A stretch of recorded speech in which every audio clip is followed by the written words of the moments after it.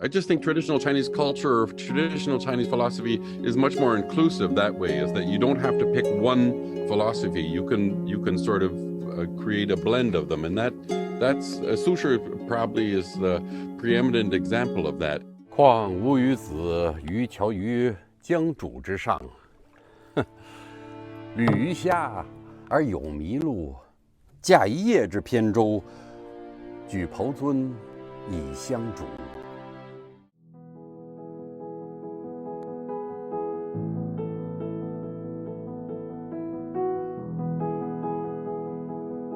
This Prime Minister's visit by Canada to China will be the very first time after a long time. For you, what does that mean?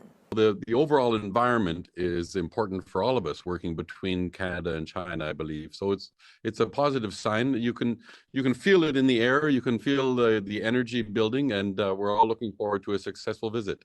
There will always be competition between peoples and between countries, and a lot of that is healthy. That's how we develop as humanity, through that cooperation and competition as well.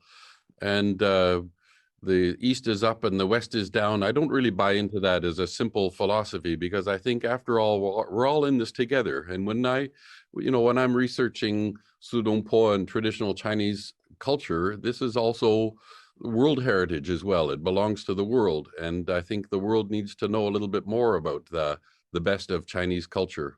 So many things going on today, and China, compared to the early stage of reform opening up, totally in a different place vis-a-vis the rest of the world. How do you understand the circumstances of change? The core of Chinese society and Chinese culture is extremely stable, of course. Obviously, there have been huge ups and downs and huge disruptions through Chinese history, but Chinese culture has survived through all of it. That's one of the fascinating things for me as a non-Chinese person. If we come from the English world, trying to read something in English 500, 600 years ago, Shakespeare is really only 400 and some years ago. It's almost unintelligible now. It's very difficult to understand Shakespeare. But in the Chinese language, you can read things that were written 1,000, 2,000 or more years ago, and with a basic education, they're still understandable.